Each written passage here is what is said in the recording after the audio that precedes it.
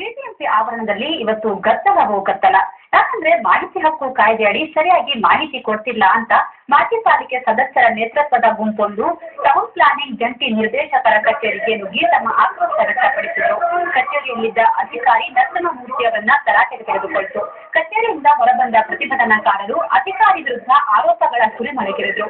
ಅಕ್ರಮ ಕಟ್ಟಡ ಕಟ್ಟಲು ಅನುಮತಿ ನೀಡುವ ಅಧಿಕಾರಿಗಳ ವಿರುದ್ಧ ಕ್ರಿಮಿನಲ್ ಮೊಕದ್ದಮೆ ದಾಖಲಿಸುವ ಬಗ್ಗೆ ಕಳೆದ ಸೆಪ್ಟೆಂಬರ್ನಲ್ಲಿ ಬಿಬಿಎಂಪಿ ಆಯುಕ್ತರು ಆದೇಶ ಹೊರಡಿಸಿದ್ದು, ಆದರೆ ಕಾನೂನು ಬಾಹಿರ ಅನುಮತಿ ನೀಡಿರುವ ಬಗ್ಗೆ ಮಾಹಿತಿ ಕೊಡಲು ಬಿಬಿಎಂಪಿ ಟೌನ್ ಪ್ಲಾನಿಂಗ್ ಅಧಿಕಾರಿ ನರಸಿಂಹಮೂರ್ತಿ ಹಿಂದೇಟು ಹಾಕ್ತಿದ್ರು ಅನ್ನೋದು ಪ್ರತಿಭಟನಾಕಾರರ ಆರೋಪ.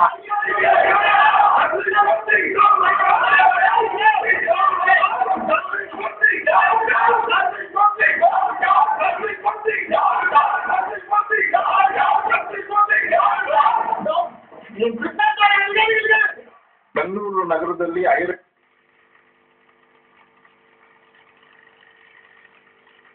ಅಂದ್ರೆ 15ರಿಂದ 20 ಲಕ್ಷ ರೂಪಾಯಿ ಇವರು ನರಸಿಂಹಮೂರ್ತಿ ಸುಮಾರು 2 ವರ್ಷದಿಂದ ಇದ್ದಾರೆ. ಇವರು ಬಹಳ ಒಂದು ಭ್ರಷ್ಟಾಚಾರ ಅಧಿಕಾರಿ ಇಲ್ಲಿ ಬಿಬಿಎಂಪಿಯಲ್ಲಿ. ಒಂದು ಪ್ಲಾನ್ಗೂ ಮಿನಿಮಮ್ 20 ಲಕ್ಷ ರೂಪಾಯಿ ತಗೊಳ್ತಾ ಇದ್ದಾರೆ. ಇವರ ಕಚೇರಿನಲ್ಲಿ ಕುಂತ್ಕೊಂಡು 20 ಲಕ್ಷ ಒಂದೊಂದು ಬಿಲ್ಡಿಂಗ್ ತಗೊಂಡು ಬಿಟ್ಬಿಡ್ತಾರೆ. ಇದು ಹೆಂಗೆ ಆಗುತ್ತೆ ಅಂದ್ರೆ, ಆಲ್ರೆಡಿ ಬೆಳ್ಳಾರಿಯಲ್ಲಿ ಒಂದು ಇನ್ಸಿಡೆಂಟ್ ಆಗಿದೆ. ಅದು ಬಂದು ಬರೀ ನಾವು ಕಟ್ಟಡ ಮಾಲೀಕರನ್ನ ಬ್ಲೇಮ್ ಮಾಡೋದು, ಅದು ಸಿವಿಲ್ ಇಂಜಿನಿಯರ್ ಆಗಿ ಏನು ಕಟ್ಟಡ ಕಟ್ತಾನೋ ಅವನ ಬ್ಲೇಮ್ ಮಾಡೋದು. BBMP officials also